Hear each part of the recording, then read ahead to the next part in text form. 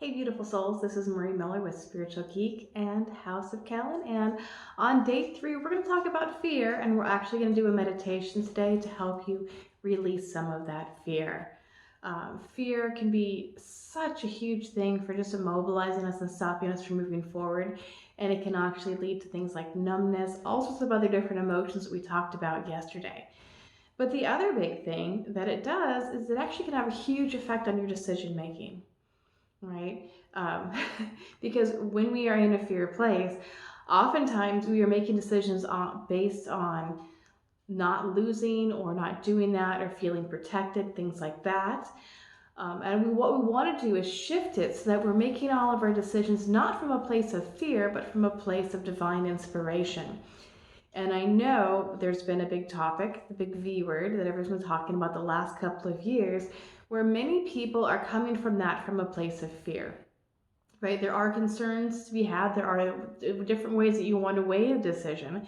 So what I've done with every client or student who's come to me with that question is like, let's release your fears and then you make whatever decision you want, right? Because I'm always in support of people using their free will, making great decisions from them. But the last thing I want a client or student to do is to actually make a decision out of fear, right? I married my first husband out of fear, and it was not so great. And I know many other people have gotten into relationships or made decisions because they're afraid of being alone, right? They're afraid of being poor. They're afraid of losing, right? Because there's also different ways of approaching like strategy with when you play games. You can either play to win or play to lose less. And playing to lose less is a fear-based strategy, right?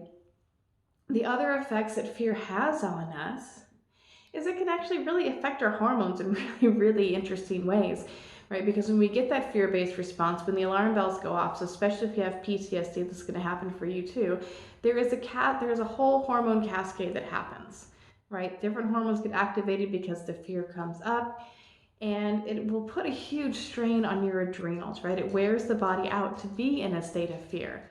So not only does it lead you to not making decisions that are the most divinely inspired for you, but it's also, wearing out your body physically, right? And for a lot of people, that's actually going to lead to lower immunity because your body can't fight off invaders if it's just trying to deal with the fact that you're constantly in this higher state of being triggered, of being afraid. So while there are reasons to be afraid, like real reasons to be afraid of things, what we always want to do is to release as many fears as we can to figure out, what am I really afraid of? Because here's the truth. A lot of times, the thing that you think you're afraid of is only the start of the journey. What you need to keep asking yourself, okay, so if this horrible thing happens, what's the next thing? What's the worst thing that happens to me next? And then what? And then what? And then what? And then follow it down. And then you're going to find this core fear that may or may not have anything to do with what you think you're afraid of. Right? Like I talk to a lot of people. I work on a lot of issues with both love and money. It's interesting how they're both interconnected. But a lot of times people's fear money really are about being, not being nurtured, fear of not being loved, things like that. So it really doesn't even have anything to do with money. Oftentimes our current fears are just a manifestation of an earlier, deeper fear that we haven't cleared yet. So meaning in theta healing, of course, is an amazing way to clear that out. But we're also going to do a meditation today to help you clear off just some of the fears that you're having, some of the that are on top, so you can get a little bit deeper to see what is it you're really afraid of. Right? I used to have a huge fear of doing videos, so I had to do quite a few sessions with a friend to work through it. Of course, once the pandemic happened and I realized that my students needed me, I got over that pretty quickly. So there's different ways to work through fears. One of them is to releasing that. The other thing sometimes is to do the thing that you're afraid of. And that's going to be one of the optional homeworks for today, is to do something that you're afraid of. But we also have like a writing assignment too. And my cat's trying to jump in. So we'll get started with the meditation for today. This is a meditation to release fear. That's to me Nordic inspired, but you can put whatever spin you want onto it. It was something that I just downloaded from the creator when we first started doing the 30 days of theta, my meditation series a couple years ago. So to begin this meditation, first thing I want you to do is just to close your eyes and center your energy in your heart. And then you're just going to notice all the sounds that are in your environment, right? Listen to the room tone, right? I've got a cat over here who's like crawling all over the desk, so I'm just going to invite her to be part of my meditation. If you can hear the refrigerator, if there's cars outside, just invite that in. And then I just want you to, again, center your energy in your heart. And we're going to take 3 deep breaths in. So take a deep breath in. As you exhale, just feel your muscles relaxing. Take another deep breath in. Relax even deeper. And take a 3rd deep breath in. And this time as you exhale, kind of melt into the ground. Just become one with Mother Earth. Feel your energy going down, down, down, connecting to all the earthworms, the rocks, the soil. Right, feeling the roots of the trees and just really getting connected to Mother Earth. And then also just imagine that you're laying in a field somewhere, usually on a hill, and there's a body of water nearby. And just feel if it's rocky soil, are you laying on a bunch of plants, are there trees? Take a moment to really feel the wind on your skin. Is it a soft breeze, or is it still, or is it gusty? Whatever makes you happy. And then in a moment, you're going to get up and you're going to start moving towards that body of water. And if it's just a little pond, I want you to expand it. We want this body of water to be so vast that you can't see the other shore. So float or walk or skip or however you want to get down there, come down to the shore. And whether it's a sandy beach or a pebble beach, you're going to see a few things there waiting for you when you get to the shoreline. There is going to be a quiver of arrows, and there's a little bonfire. And then also too, maybe 1 or 2 of your guides is there to help you through this process. There's also a boat. It needs to be wooden of some sort. You can imagine however you like. Mine is usually a Viking longship just covered in all sorts of carvings and runes. This boat is also completely empty. So what you're going to do is you're going to fill this boat with all of your fears. You can either speak your fears directly into the boat and watch your words fill up the boat, or you can pull out a pen and paper and imagine that you're writing them down and just filling it up with all these different scrolls filled with all of your fears.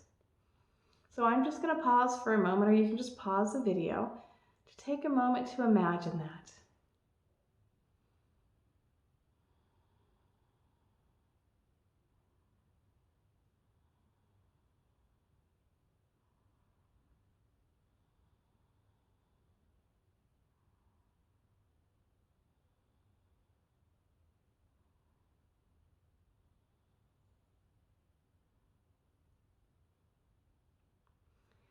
And just remember that no fear is too small to go into this magic boat.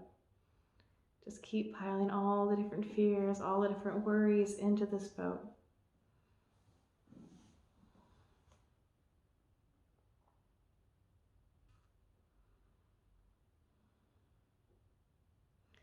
So give you a few more seconds just to fill a few more in, just speak a few more really quickly into the boat, seeing that it's completely full.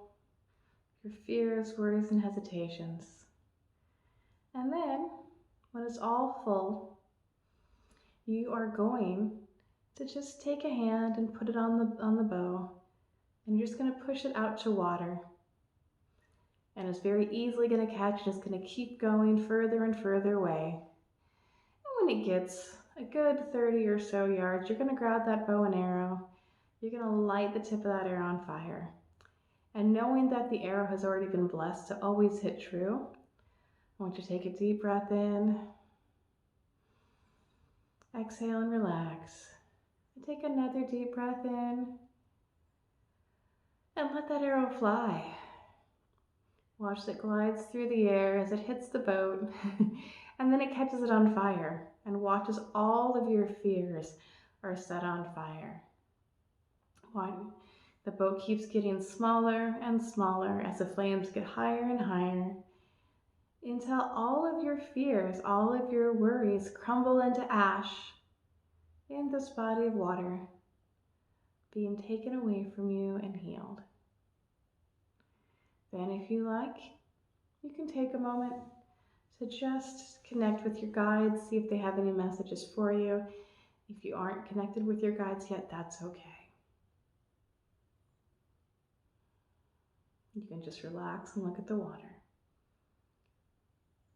So take a nice, easy breath in. And as you exhale, bring your awareness back into your body, reconnect with yourself, reconnect with your heart.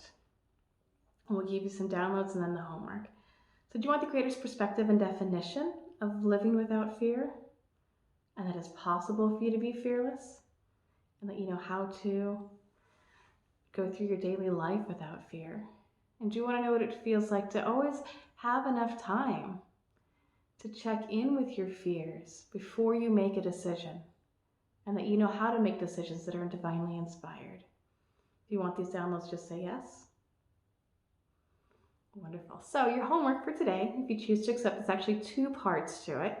You can do one, either, or both. The first one is do something that scares you, right? For those of you in my Facebook group, it may be just making like a little 2-minute video about literally anything you want. You can talk about your cat, you can talk about theta, you can just introduce yourself in the group. If you're like me and had a fear of doing those things, that might be a great thing for you to do.